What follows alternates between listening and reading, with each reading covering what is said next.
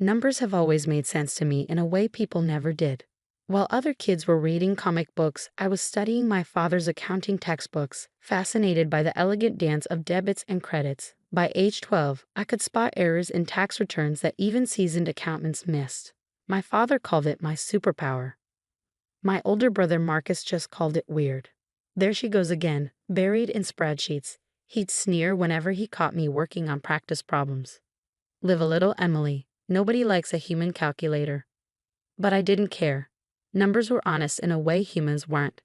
They didn't play favorites or hide their true intentions behind fake smiles. 2 plus 2 would always equal 4, no matter how much you wished it didn't. That dedication led me to become a forensic accountant, specializing in fraud investigation. While Marcus followed in our father's footsteps, taking over his successful construction company and expanding it into a multi-million-dollar enterprise, I built my reputation methodically, one case at a time. My work wasn't flashy, but it was meaningful. I helped small businesses recover stolen funds, exposed embezzlement schemes, and even assisted in bringing down a notorious money laundering operation. Not that any of that mattered to my family. At every gathering, Marcus dominated the conversation with tales of his latest business conquest, while my parents beamed with pride. My work was relegated to footnote status, barely worth mentioning between discussions of Marcus's new contracts and expansion plans. So Emily, my mother would say, her tone carefully neutral, still doing that audit thing. I learned to smile and nod, to accept my role as the less successful sibling. It wasn't worth explaining that I just helped recover millions in stolen pension funds, or that the FBI regularly consulted me on complex financial fraud cases. In their eyes, I would always be the odd one out, the daughter who chose a strange, unglamorous path instead of joining the family business. Everything came to a head at our father's retirement party last spring. The ballroom of the Grand Hotel was packed with business associates, friends, and family, all gathered to celebrate Richard Anderson's 30 years of success. Marcus, as the new CEO, was set to give the main speech. I arrived early, helping Mom with the final arrangements while trying to ignore the way she fussed over Marcus's place at the head table. My own seat was tucked away in a corner, practically hidden behind a large floral arrangement. "Emily, darling," Mom called out, her voice carrying that familiar note of disapproval. "Couldn't you have worn something more festive? This is a celebration, not a day at the office." I glanced down at my charcoal gray pantsuit, chosen specifically because I had to head straight to court after the party for a major testimony. "I have work later, Mom." She sighed, that special sigh reserved for my many disappointments. "Of course you do. Heaven forbid you take one day off to properly celebrate your father's retirement." Before I could respond, Marcus swept in, commanding attention in his perfectly tailored Italian suit. "Mom, the place looks amazing." He kissed her cheek, then turned to me with that familiar smirk. "Hey there, little sister. Still rocking the auditor chick, I see." I forced a smile, reminding myself that this was Dad's day. "Hello, Marcus. Congratulations on the new development deal." "Oh, you heard about that?" His surprise seemed genuine. "Didn't think you kept up with actual business news, being so busy with your, what do you call it? Financial forensics." "Forensic accounting," I corrected, even though I knew he was perfectly aware of my job title. "And yes, I do read the business section occasionally." The party progressed predictably. Dad gave an emotional speech about building the company from nothing. Mom cried appropriately. And then it was Marcus's turn at the microphone. He started well enough, talking about our father's legacy and the future of Anderson Construction. But then 3 glasses of champagne in, he went off script. "You know," he said, swaying slightly, "Dad always taught us that success comes from taking risks, from thinking big. Some people," his eyes found mine in a crowd, "prefer to play it safe, to sit in dark offices counting other people's money, too afraid to get their hands dirty in real business." A murmur went through the crowd. Mom's smile became fixed, while Dad shifted uncomfortably in his seat. "Take my sister Emily, for example," Marcus continued, ignoring Dad's warning look. "She could have been part of something great, could have helped grow the family legacy.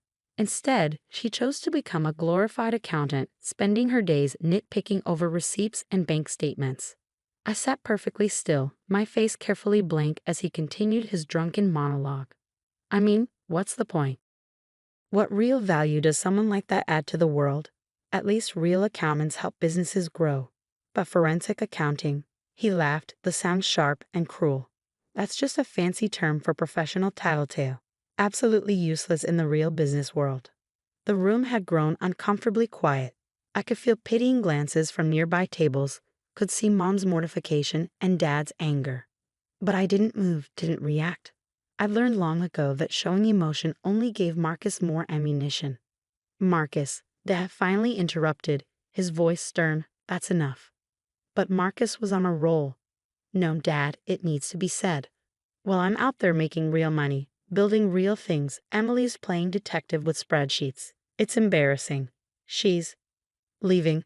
I finished for him, standing up smoothly. I'm leaving. Dad, congratulations again on your retirement. I'm sorry, but I have a court appearance I can't miss. I walked out with my head high, ignoring Mom's pleas to stay and Marcus's drunken calls of "see, can't even take a joke." I had a job to do, testimony to give that would help convict a man who'd stolen millions from his employees' pension fund. My work mattered, whether my family understood that or not. The next 3 months passed in a blur of cases and court appearances. I ignored calls from my parents, deleted Marcus's half-hearted apology text without reading it, and threw myself into my work. Then, on a rainy Tuesday morning in September, everything changed. The call came at 7:15 a.m., just as I was settling into my office with my first coffee of the day. Marcus's name flashed on my phone screen, and for a moment, I considered letting it go to voicemail. But something, instinct, maybe, or just years of ingrained big sister obligation, made me answer. Emily? His voice was rough, desperate in a way I'd never heard before. I need your help. The company, there's something wrong. Very wrong.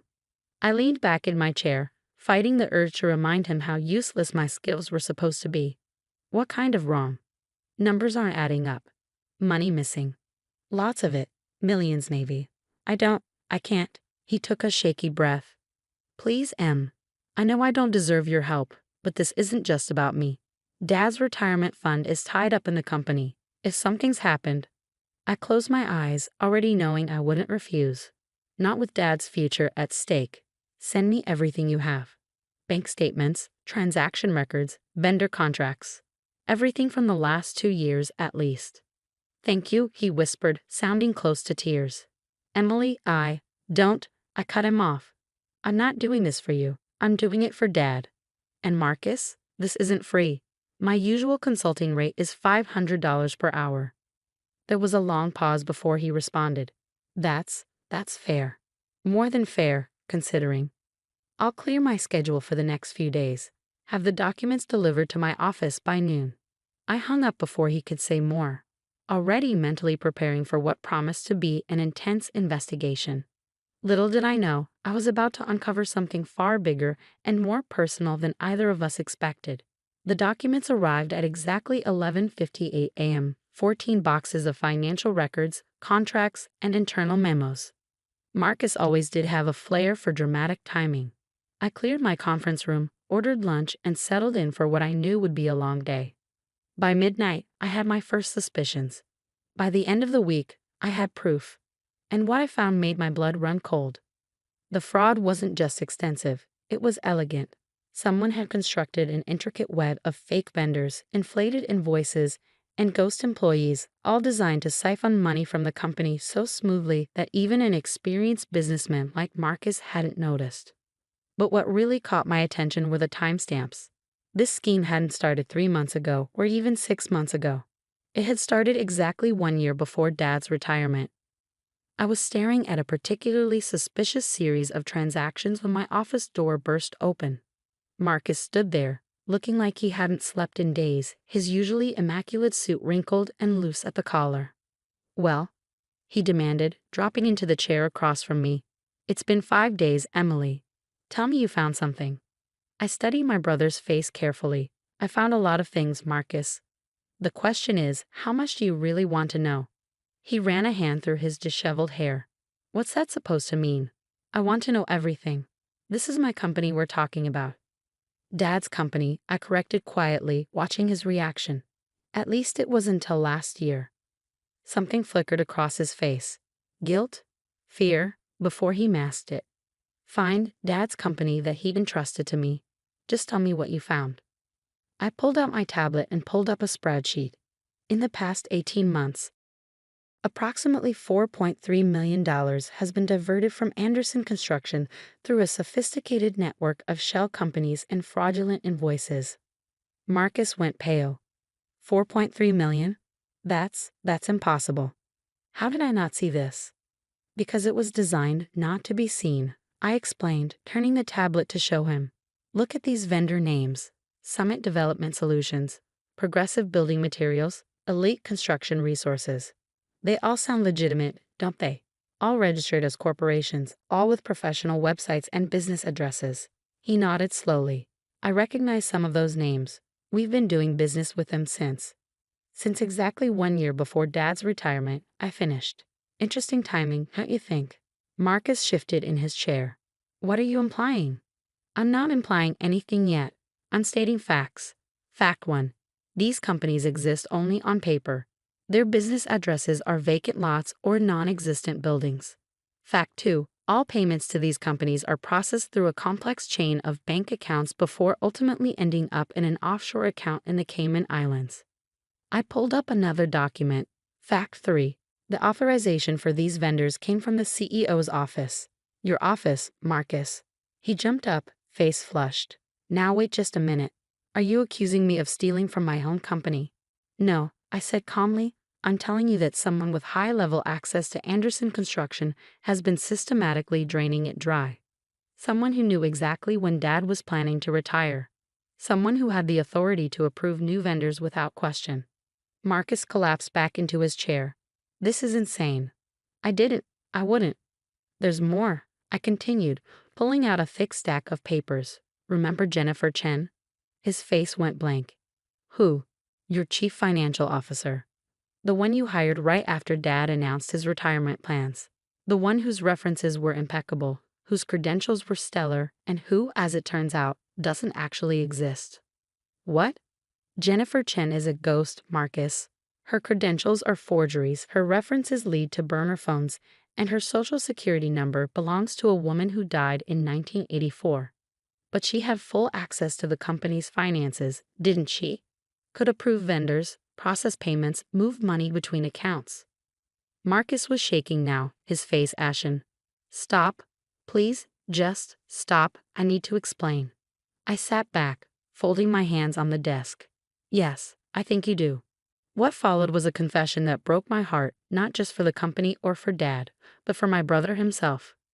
It started small, he whispered, staring at his hands. Just a few thousand here and there. The company was doing well, and I had debts. Gambling debts. I told myself I'd pay it back before anyone noticed. But the debts got bigger, I guessed. He nodded miserably.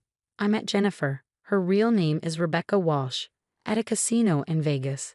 She said she could help me set up a system to divert funds, just until I got back on my feet.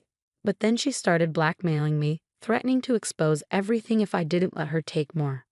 And you let her, I said, my voice hard. You let her steal from Dad's company, from his retirement fund, to cover up your own crimes. Tears were running down his face now. I didn't know what else to do. If this got out, it would kill Dad. The shame, the scandal. I thought I could fix it before anyone found out. I pulled out my phone and pressed play on a recording. Jennifer/Rebecca's voice filled the room, discussing payment schedules with Marcus. His head snapped up, eyes wide with panic. You recorded our meetings? No, I said quietly. The FBI did. They've been watching Rebecca Walsh for months. She's pulled this same scam on 3 other companies. I've been working with them on the investigation since you called me. Marcus lurched to his feet. You set me up. Your own brother. I protected the company. I corrected him. I protected Dad. The FBI is willing to treat you as a victim of extortion rather than a co-conspirator, thanks to these recordings. Rebecca and her associates will go to prison. The money in the Cayman accounts has already been frozen and will be returned to Anderson Construction. And me, he whispered.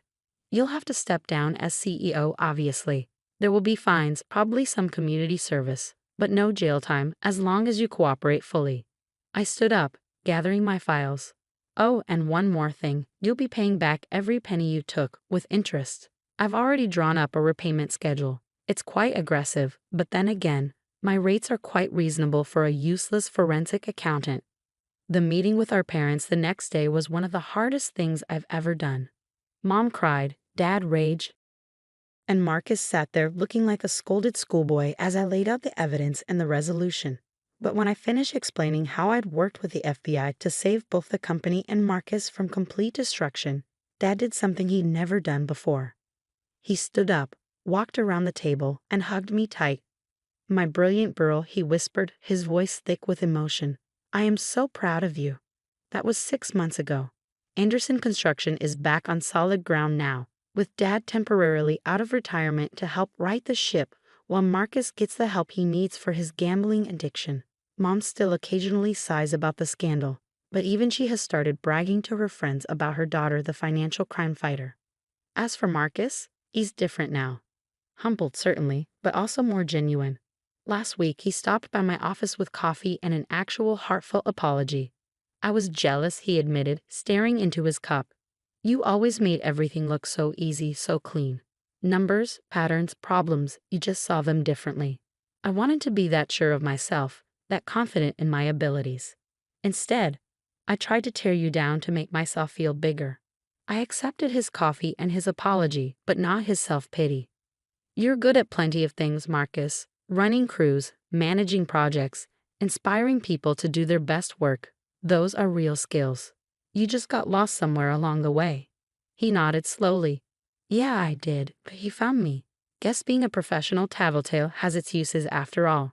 I threw a pencil at him, and for the first time in years, we both laughed. Really laughed. Together. Yesterday, Dad called to ask if I consider taking on a permanent role at Anderson Construction, heading up a new compliance and audit department. We need your eyes, he said. Your way of seeing things. It's time this became a true family business with all our strengths working together. I haven't given him an answer yet. Part of me loves my independence, my reputation as a solo practitioner. But another part remembers that little girl with her father's accounting books, dreaming of working alongside her family. Maybe it's time for a new chapter. After all, numbers may not lie, but sometimes they do tell us when it's time for a change. In the end, that's the thing about family, like a complex equation. It may take time to work out all the variables, but when you finally get it right, everything balances perfectly.